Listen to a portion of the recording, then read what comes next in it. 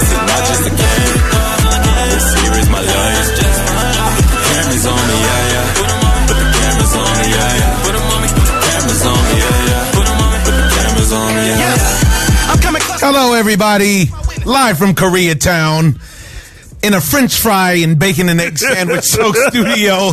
I'm your host, Omar Miller, and this is the OZone. Oh, you're getting loose over there. My brother Terry. I'm trying to shake out the smell, Chop. The greasy smell. Wow. What's the name of this place? Let's give them a plug. You love this place. Egg Tuck. Everybody in the room loves them except for you. Well. Look who's the bad guy this time, huh?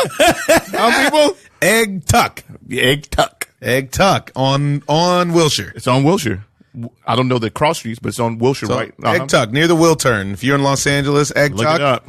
Here you go. Freebie. Closes at 2. Close to what? Closes at 2. Oh, close. It's all eggs. All morning. Then it turns into something after 2, after 5. Really? It opens up and turns into a different restaurant. Oh, I like that. Yeah, that's cool, right? And that's a really cool way for those people to keep their rent down. Yeah.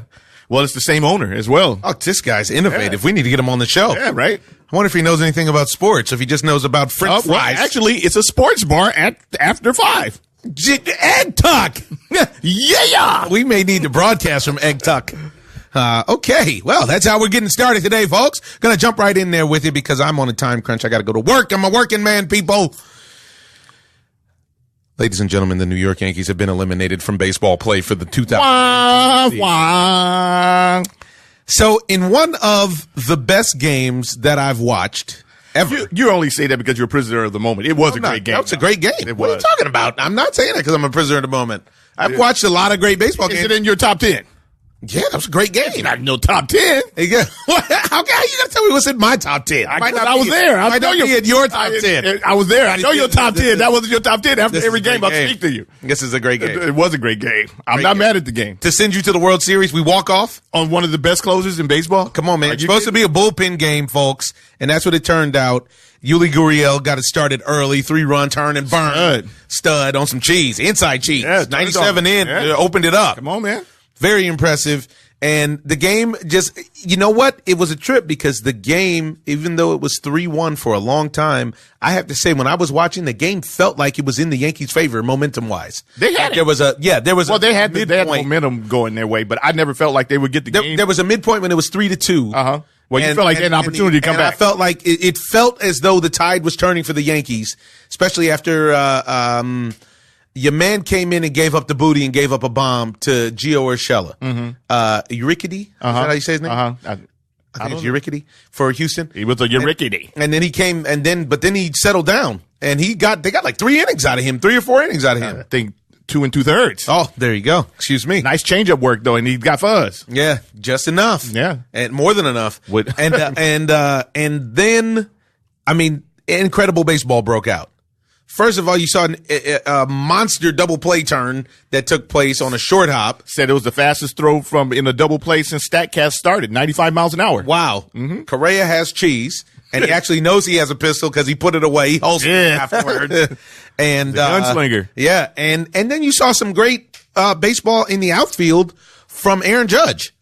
Because he made a short hop play that actually should have got to the fence. Right. And he got his big body helped him out. Helped him out a lot. Did. So they only got 1 run out of it, 4-2. We head to the top of the 9th.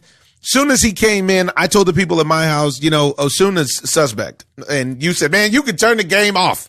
I was on the phone with the icons here, and he told me, you can turn this game off. This game is over. You could have. I said, It this was game is over. not over. It was over. At all. was Because the machine stepped into the box and went yard. Now batting. DJ LeMahieu. And the arguably the MVP of the American League stepped up and had a 10-pitch at bat with a tough closer. Did. Fouling off gas after gas after gas. One thing that I really liked about this was that Osuna was willing to get beat on his best pitch. Right, and he did. And he did. And there was a walk. And he can live with it. You can live with that. 10-pitch at bat. Did he walk somebody before? Or did he walked the leadoff batter, right? Isn't that how it happened? I think he walked the leadoff batter. He walked the leadoff batter. Then he gives up a 2-run bomb on the 10-pitch at bat. I mean, he didn't give in, but that was cheese. He just didn't, he was trying to nibble outside. I always like my cheese in if I throw hard, but he nibbled on his egg tuck outside. He put that egg tuck. And then LeMahieu goes yard, super clutch. One thing that doesn't get enough burn is that Roberto Osuna calmed himself down and retired the rest of the Yankees in order. Yeah. The tough part of the lineup. He retired. He struck out Judge. He got Gleyber Torres to pop out. He's another victim of not getting enough work, though. Okay. Because if the guys, especially closers, they need to work all the time. And it's not a big deal for them to pitch every night. But in this series, they haven't been able to do that. Yeah. And then we saw a tie game going into the bottom of the ninth, and the Yankees closer stepped in looking sharp, strangely enough. Camera was shaking, though. He came in, it wasn't shaking at first. He came in looking sharp, and partially because I would imagine because of what you said, because he got to work the night before that in New York. Mm-hmm. So he steps in, bang, bang, strikeout, gas looks good. Sliders, it's biting, but it's okay. And then George Springer works a walk.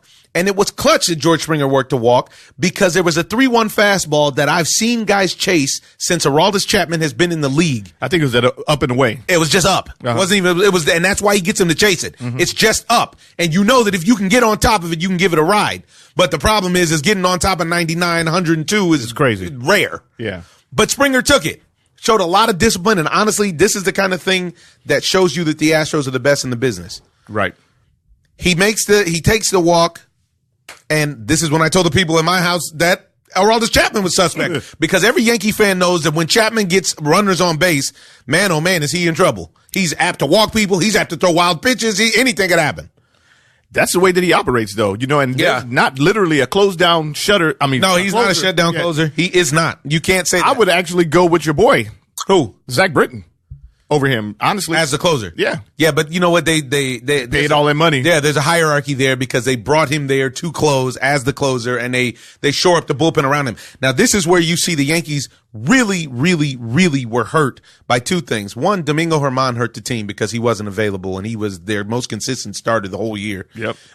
Two, Delene Betances wasn't there the whole year, and if you add Delene Betances to that bullpen that they already had, and he's the cornerstone. When Delene is right, forget about it. You add him to that, forget about it. They probably, they may actually be able to advance because that's your 1 and 2. You don't see Ottavino. Yeah, you know what I mean? But that's your 1 and 2. My number 1 is that they modeled their system after the Tampa Bay Rays, and that's they have to have frontline starting pitching. You can't go with the guys' bullpen games. Those bullpen games don't work in their favor because they rely on it too much. Those guys saw the bullpen too much. Right, but this is not a bullpen game. They only had one bullpen game. That's one too many.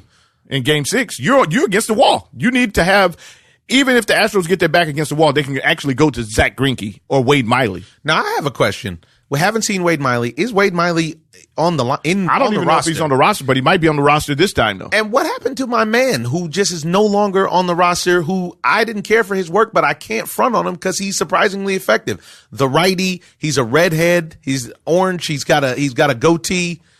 He pitched in the World Series. He pitched for them this year, and I had forgotten that he was still on the team until he came, what is his name? I don't know. Let me look him up. But to me, those two factors were huge. And Chapman decides to get beat on his secondary pitch. I can't, which is still in the stomach 90s, but still it's getting beat. I think it was like high 80s. He really lobbed it up there. He was trying to get me you over. You could see he was really trying to place the ball as opposed to pitching. He wasn't, you know what I mean? He didn't feel confident. He just gave up the walk. Right. Right. What is my man's name? This is really bothering me. Gonna haunt you, champ. Now I'm about to give it up right now. It looks like he's not on the thing, and that's why we can't find him. Well, there's that. All right. I need to find him from the last time. Houston Astros.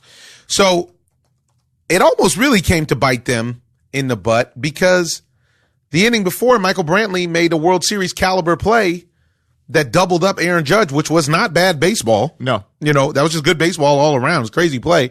And then they even made a point of talking about it on the broadcast about how he'd asked A.J. Hinch, the coach, about, hey, what do I got to do to be a 9-inning player? And they took him out for defense, and Marisnick comes in, and Marisnick was actually on deck. I got a feeling he would have got carved. Conventional wisdom tells you Marisnick gets carved. Yeah, because over Jose Altuve, who went to launch. Yeah, he was just a defensive replacement at that point. Right. And, you decide to pitch to Altuve instead of pitching around him. You had 2 outs, though, right? You had 2 outs. That's all the more reason. Colin McHugh.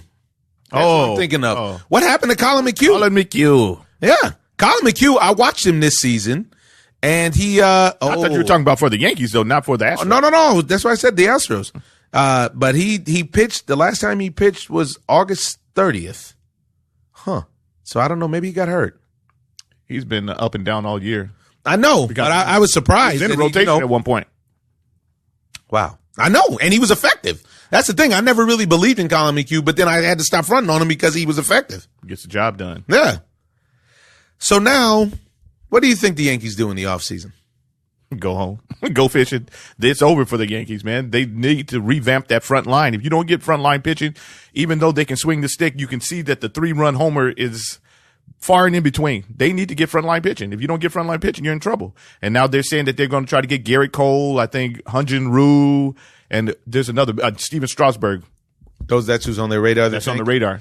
And I would think a lot of those guys outside of Hyun-Jin, that'll be determined by what happens within the next week in the World Series. Well, I wouldn't want Hyun-Jin in the American League because he's a pitch-to-contact pitcher, and those guys hit the ball far. Yeah.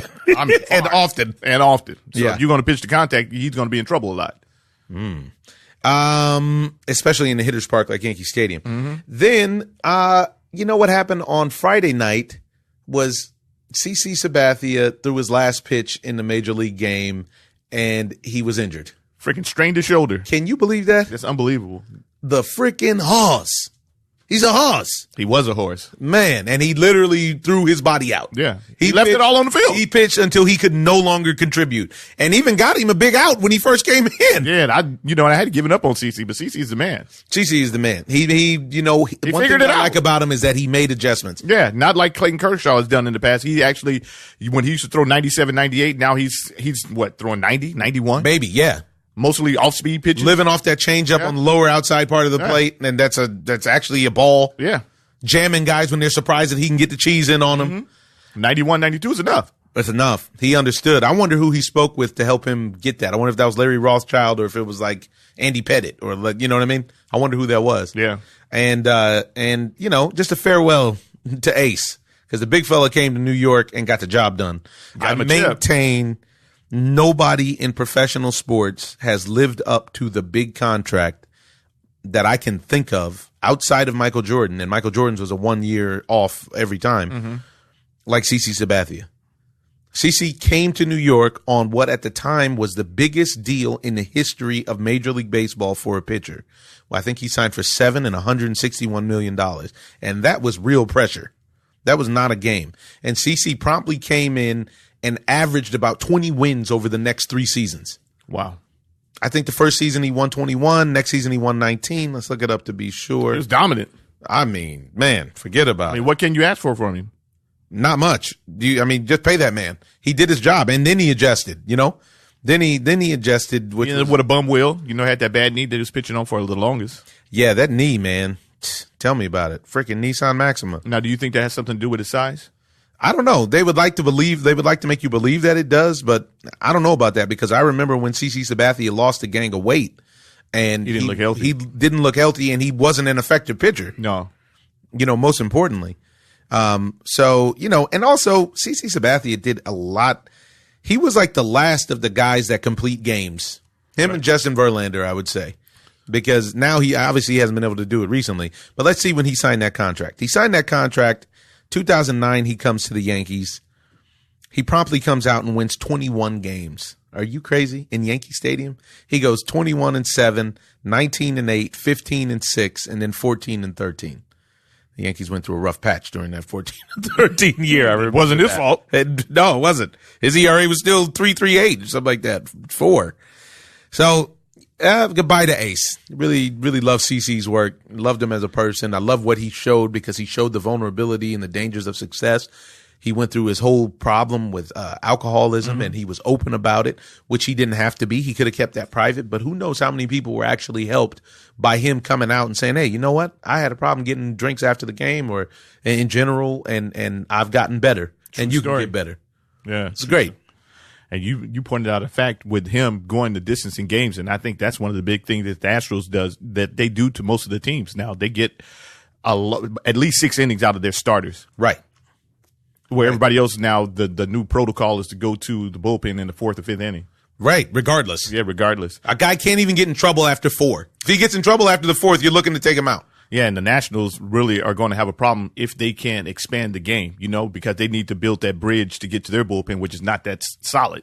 Right. But this is their strong suit. And I tell you what. No, this is their strong suit, is being able to lengthen the game so that you only have a minimal amount of pitching that's necessary from the bullpen. Mm-hmm. So this is the most lopsided World Series since 2007, they're saying, as per the Gambler's odds. Wow.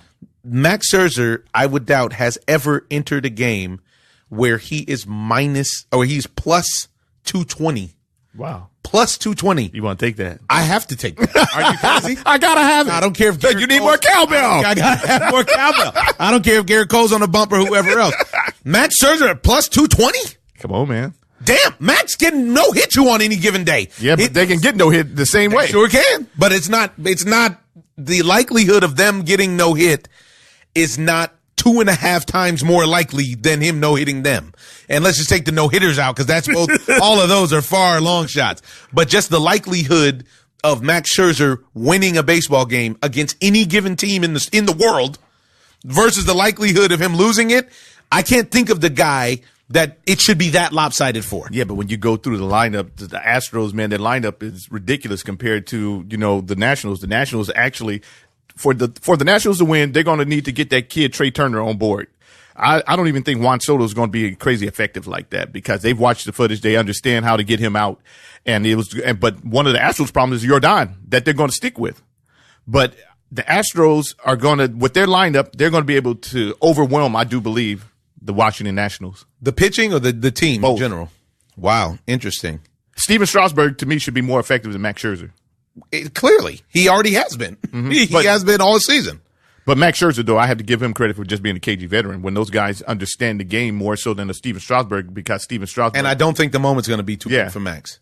And that's where the question is. Maybe it will. I don't think it'll be too big for Max. I think you got a better chance of that happening with Patrick Corbin, actually, than with Max. I actually like the idea of what Anibal Sanchez can bring to the game.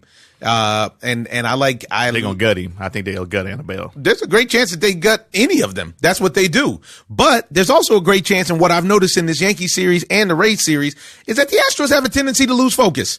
And for that, I don't think the Astros team is better than the Astros team that won the World Series in 2017. Now, what the only difference is what? They have better pitching than what they had in the past. I'm talking, and that's what I'm saying. I'm talking about the game inside of the game. Now, the only difference though is that Ken Giles. Yeah, they don't have Ken Giles, but they have another guy though. They have your man Marwin Gonzalez. They had Marwin, who is focused, who is a big time player, who was a big time focused player. They didn't have Michael Brantley. You sub out Marwin Gonzalez for Michael Brantley. That's a tough sub. Added that. But Marwin is more versatile, even though that you would say, okay, obviously Michael Brantley's a better hitter in theory, but we watched a lot of baseball where Marwin Gonzalez came through. Now, the Nationals been sitting out for a long time, which I do not think will help them. I don't think it's going to help them.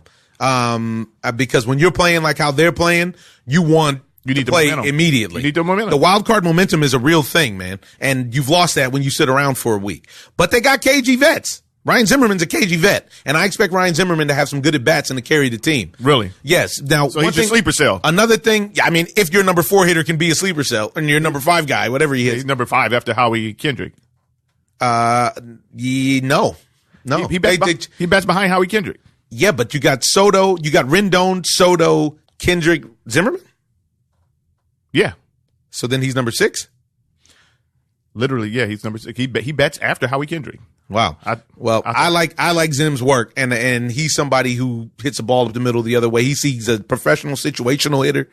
But the kind of momentum that the Astros just had with this walk-off bomb, and that it's so recent in their memory, and that they've been sleeping in their beds for the last 3 nights. Amped, mobile. They can't wait to get it going. Ready to lighter fluid. They're ready to rip you a new one. And that place was going crazy when they announced the lineups. Man, it was rocking. I'd like to go to a game down there. Now, but I heard a few people feel like that the Yankees might have had it their way if they would have had home field. I don't think that home field would have made that much difference for them. I don't either. I mean, in theory, it sounds good, But they went to the bullpen too many times. That's all it comes down to. If you're only trying to get 4 or 5 innings out of this is why they were so effective in game 1. Because Masahiro Tanaka came out and dealt extended. What he did, he gave you 7? Something like that. Yeah, 7 dominant too. So all you got to do is get Britton and Chapman. And if those 2 guys have their stuff working, you could see them 100 times and it's going to be hard to hit them. Right. So, and I agree with you. But what ended up happening after that, too many walks. They made Tanaka throw the ball over the plate. A nightmare for him because he doesn't have his devastating stuff anymore. Yeah. And I have to say, he's done a good job for not having his devastating stuff to still be effective. And you saw him pretty quickly, fairly after, the thing. Domingo Germán really hurt the team. He really hurt the team not being there. Because he gives them length, even if he gives them an extra 5 innings. But he was, usually good for 6 this season. Right. But if we go with this series, I actually believe that the series is closer than it seems like. I do too. The gamblers are giving it credit for. I think that the only reason why is that the Nationals bullpen is so bad. The Nationals bullpen is pretty bad, and they don't. If you get they're never lights out. Right. If you get past the starters, then they're going to have a problem. And the Astros know how to work counts to get the pitch count up, so we can get the starters out of there and get into that nasty bullpen that you're fooling with. Only issue that I'm seeing is what I've watched, and I watched it when they were in Tampa Bay. I watched it with the Yankees. There are times when the Astros play sloppy baseball. They make errors that I don't think that they should make. I would like to know what the difference is between George Springer and Jake Marisnick in the outfield, because when Jake Marisnick comes in, they move Springer to right field. I like George as my center fielder personally. Right. Maybe it's injury purposes or something. I don't know. Maybe. Because center fielders get hurt a lot. And now to me, he's the guy that changes things for the Astros. Clearly, Jose Altuve is back to MVP form. His knee is back right. But you don't know George Springer. Yes. You don't know George Springer is the X factor. If you shut down George Springer, you can beat them. To me, that's the key. And good luck with that.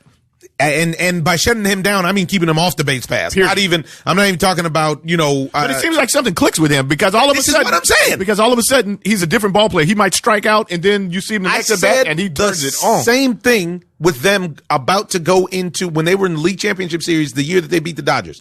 I was talking to Giancarlo Stanton at Dodger Stadium, and I said, man, George can't get it going. And he started hitting in the League Championship Series. I can't remember who they played that year, but it might have been, it wasn't Boston.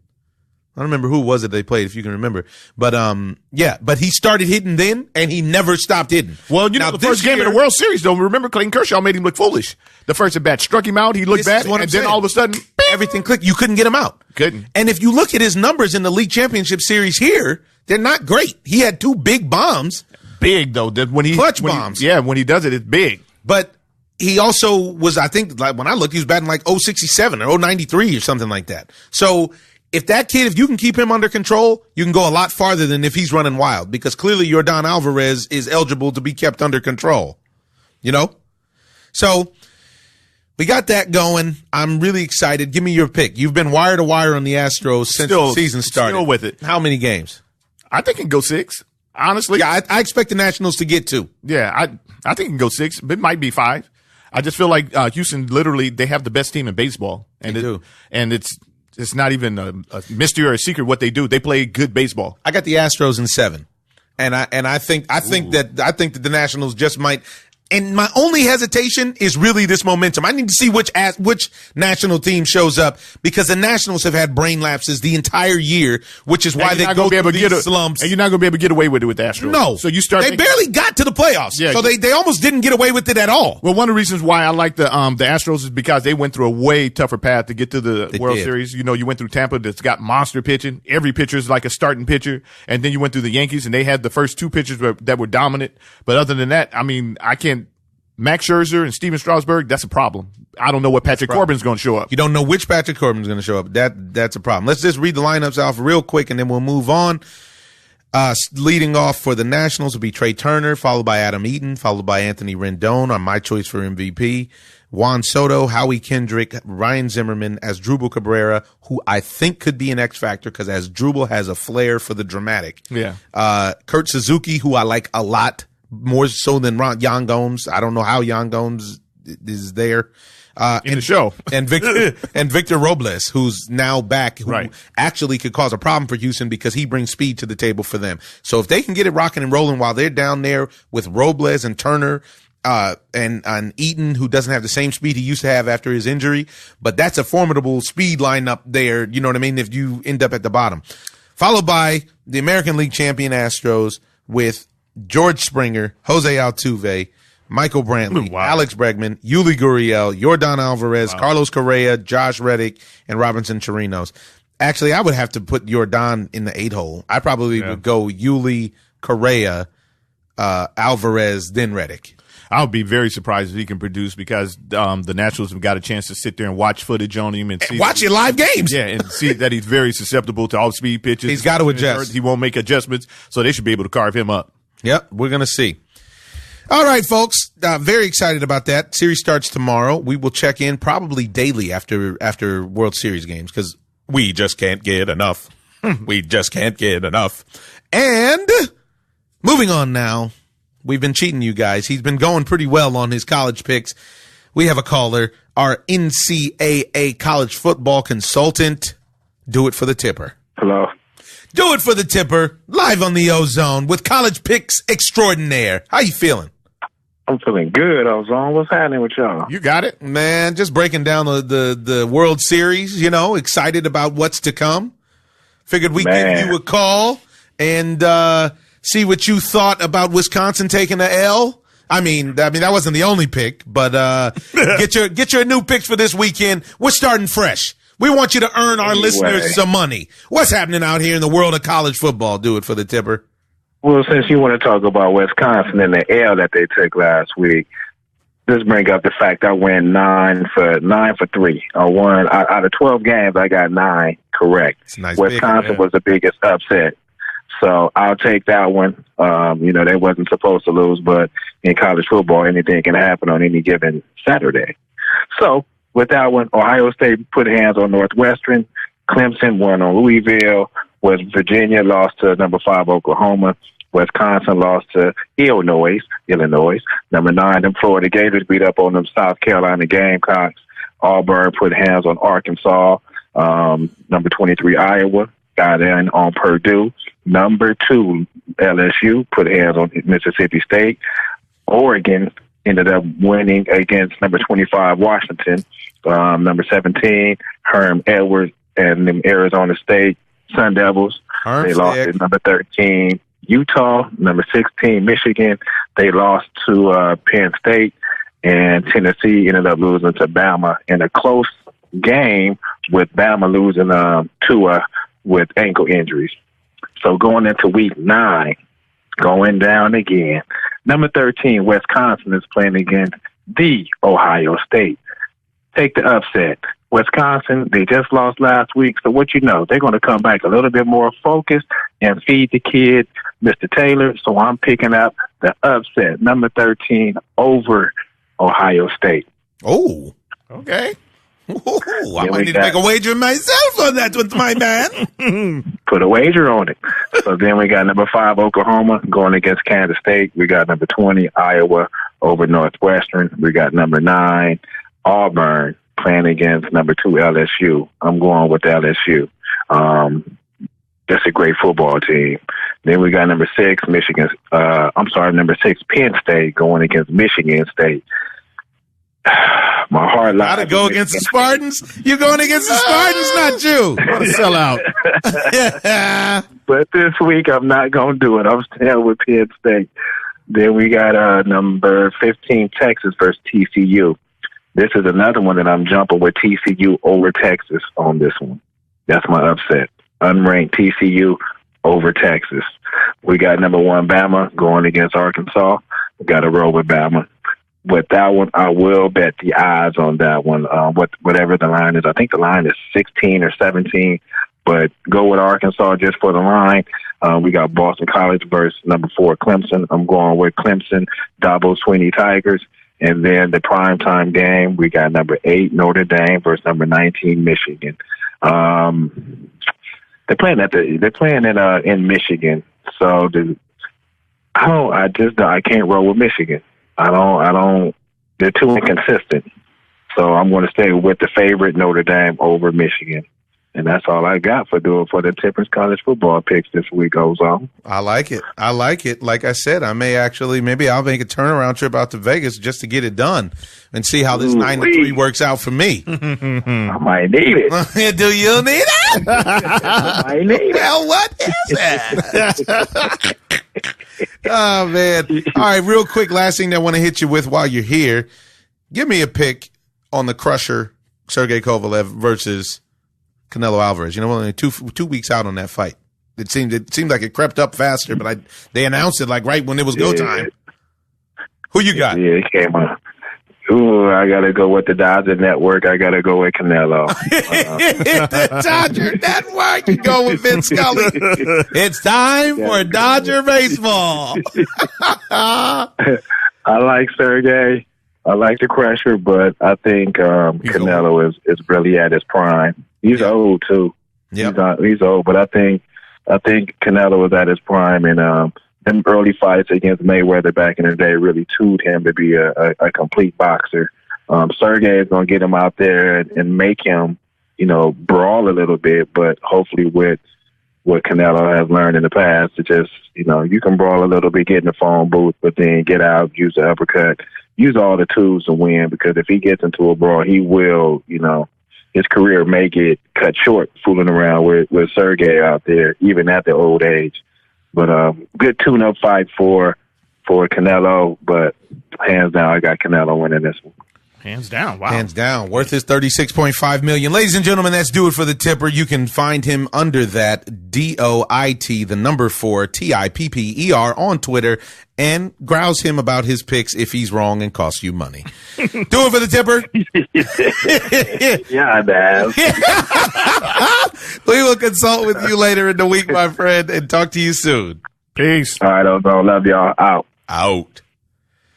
I want to move into the world of boxing, folks. Move into the world of boxing. This weekend, we have a big fight coming up with a friend of the OZone, Regis Prograis, is fighting Josh Taylor finally for the Muhammad Ali belt in the tournament that they had at the light the light weight of 140. I personally believe that Regis is somebody that is going to start showing up in pound for pound list sooner than later. Right. And this is going to be a great test for it. I think that he got it. I think he has it as well. They're fighting in London. Regis got out there a while ago. I've been following him on Instagram. I like to see the work that for about 3 weeks, right? Yeah, about 3 weeks. And I like that because I never understood why a guy would get there night before and get jet lag and come out there like, hey, dude, what's going on? Drunk. Not even punch drunk. Get that slow start that you don't really need.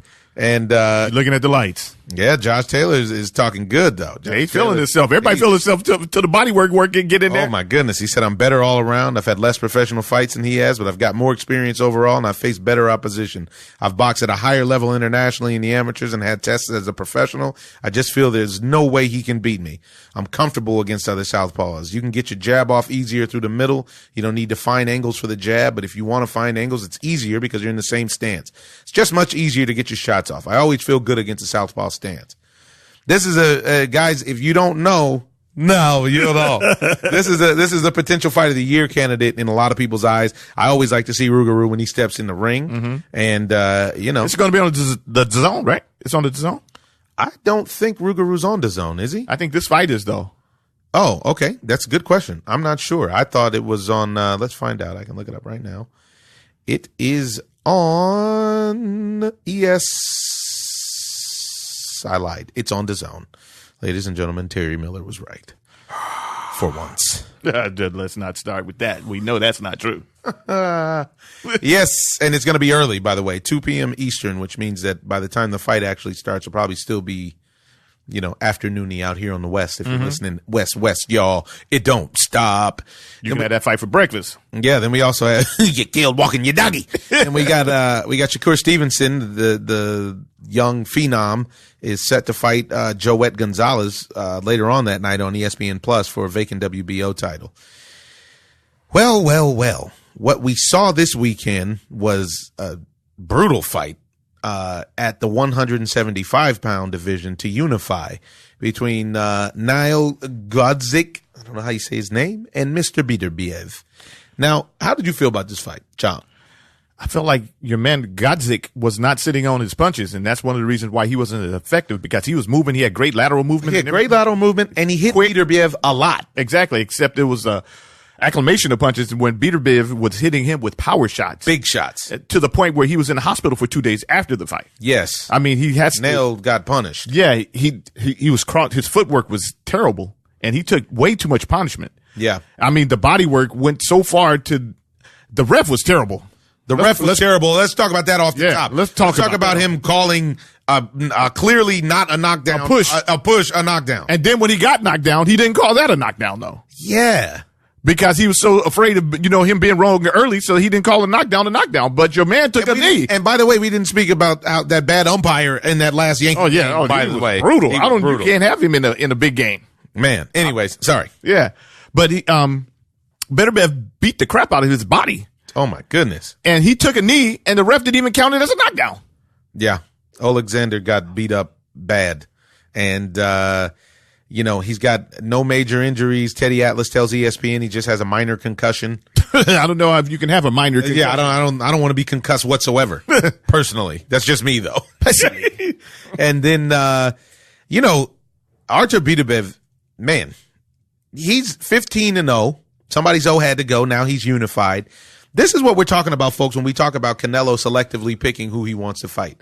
This guy is much more dangerous than Kovalev. Yeah, this dude would have knocked Canelo out. He'd have knocked a lot of guys out. It will knock a lot of guys out. Because he sits down on his punches. He's right in the phone. He's mean, really mean. He doesn't mind getting hit, apparently. No, and he muscles you around in the ring. Sure does. He's very, very physical. Yes, he's an intimidating fighter.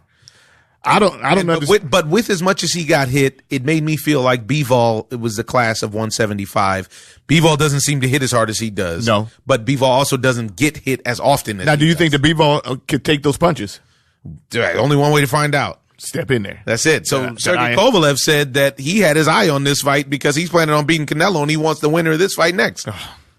No. Yes, that's what he said. He won't stop. He can't stop. Got it. Won't stop, can't stop. They got to beat him into submission, champ. That's what it looks like.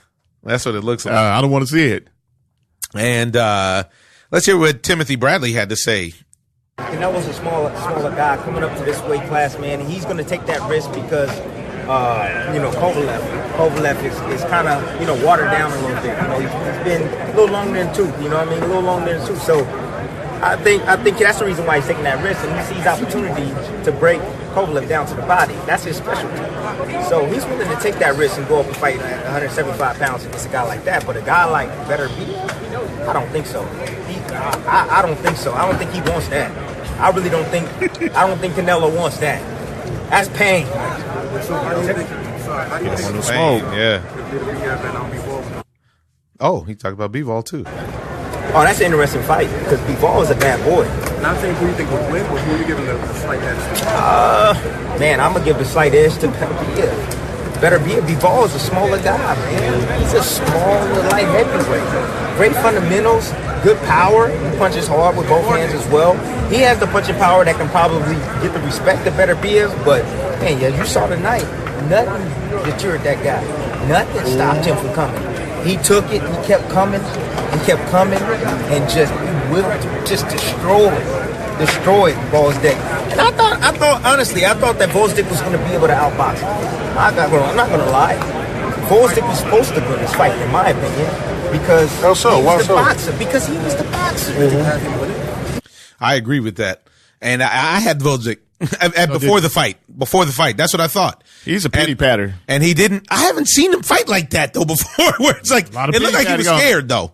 It looked there was a piece. Well, they said that they know each other and that your man had roughhousing before, and I don't know if it's inspiring or it's somewhere in the amateurs or something like that. So it was like they were saying that it was the big brother theory, in a sense, where he was pushing him around, and he definitely didn't respect him or his punching power. No, his power was not a factor. And it looked like he rocked him. Made it. He rocked him one time though. Yeah, did give him that that jelly leg. They did.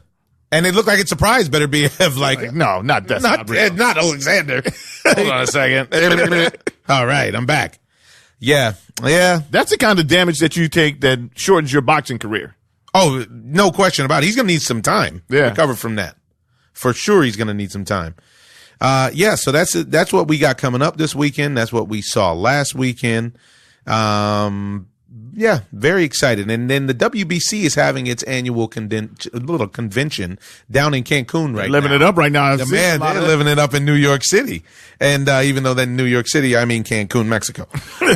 But I've seen a couple of friends of the Ozone down at Jelena. AD. Yeah, AD. And you know who I saw, though, that I really like to see down there was Adonis Stevenson. Oh, really? Adonis Stevenson, a friend of the Ozone, Ellie Seckback, put up a video with Adonis Stevenson and Badu Jack.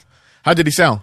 Not great, but he's moving and grooving. He just seems like he's not all, he's a step back. Do you think that he'll ever get it back at all? I don't know, but I mean, he was induced in a coma for like a month. Yeah, and this is a long time. So I don't know. I'll let you hear it. Here you go. You tell me. This is my man.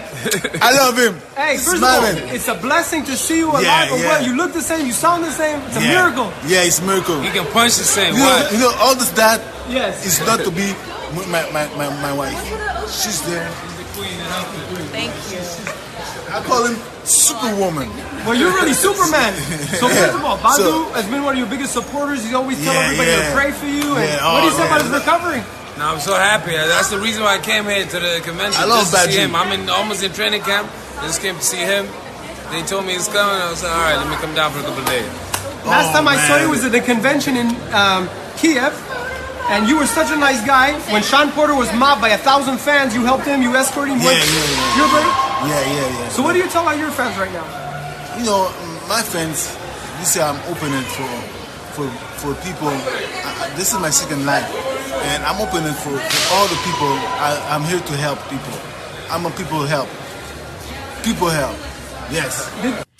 And that's Adonis Stevenson on his newfound life, his second go around after the coma. And he said he's here to help. He's here to help people. So I'm happy for him. Right. He didn't sound that bad. No. There's just another point when Ellie's talking to him and he's just looking at him like, who are you?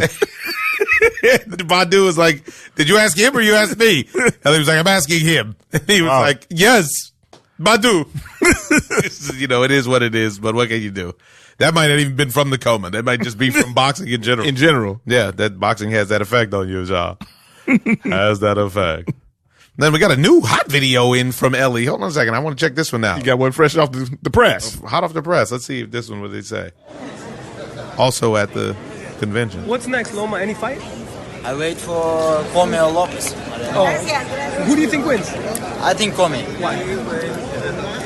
Too much power, big reach, and as we see last fight, Lopez, he can't fight with a big reach. What about Canelo and Kovalev? Big move for Canelo, big money for Kovalev. Andy Ruiz Joshua rematch?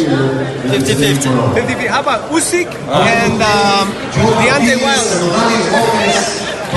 He will school Deontay Wilder. You like that fight? And that's Usyk. If you watch the video, Usyk is in the video next to him. Oh, is he? And he faints at Ellie. This guy Usyk, you gotta love him if you follow him. He seems like a great guy. And a fade too. Yeah. He seems like a great guy.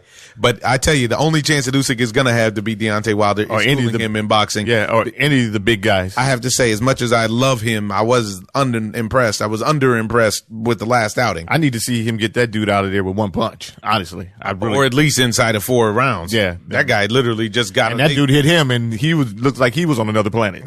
The big boy. Big boy pop. It's a different animal. A different animal, child. So, moving on. So why you love me,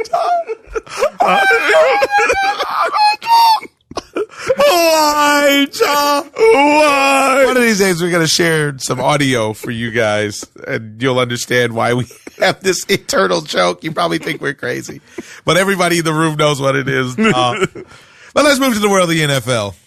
What'd you find out? The world of injuries? What did you find out on your FanDuel? I found out that Can you tell people? All right, I'm going to tell people. I'm going to tell people because I'm a terrible. That is a secret. That is not so secret. What? The Icons is one of the best FanDuel players that you will ever meet. He religiously comes in the top 50 out of the 20, 30, 49,000 people pools.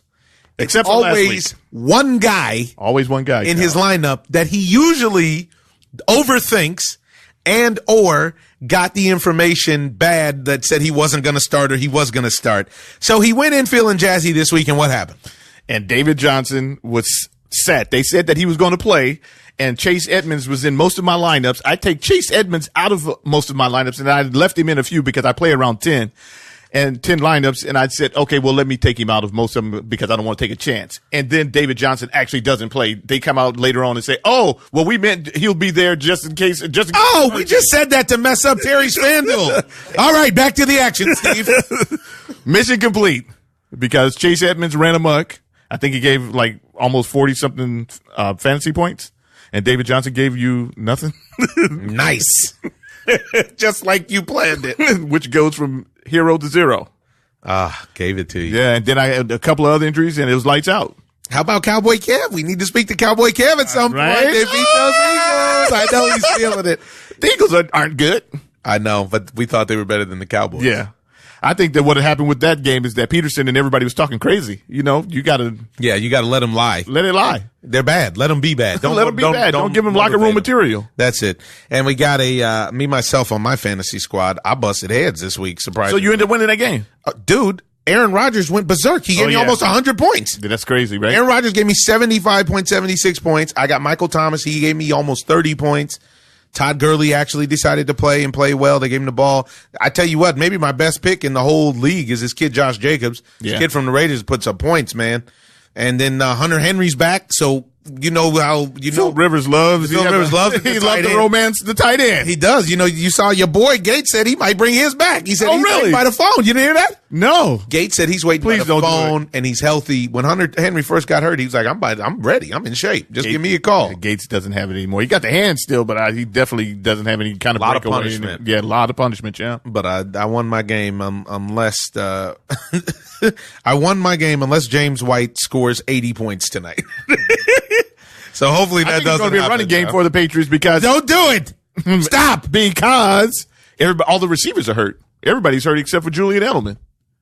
Literally. So they're probably going to just pound the ball with Sony Michel. I'll be very surprised if they do a lot of passing. Well, we're going to see. Because James White is not the man either way, though. If he scores 80 on a fluke, somebody's getting killed. I hope it's not me, dude. It's the owner of FanDuel. All right, folks. You got anything else? I got to jump, John. Yeah, just the NBA's opening tomorrow night. And I hate the NBA. I said it. All right, it's over. Wow. I like them in the playoffs, and that's about it. You don't like the theater of it all. Yeah, they've taken me to the dark side. I don't like millennials playing basketball. For some reason, that brings out the worst in millennials. Yeah. All they care about is scoring and wearing certain sneakers and heading to the strip club. Yeah. I mean, I'm all for all of that, but what are you doing? Yeah. You got a handful of guys that take it want serious. you to really care. Yeah. I think Jimmy Butler cares like that. I think Dame Lillard cares like that. I think Chris Paul cares like that. And CP definitely cares. And all these guys are the ones Patrick Beverly cares like that. Yeah, and all these guys are the ones to get the bad name because they actually care about the game. You know what I'm saying? It's true. It's true. So what did you want to say, John? No, just opening night and that the Lakers and the Clippers are going head up.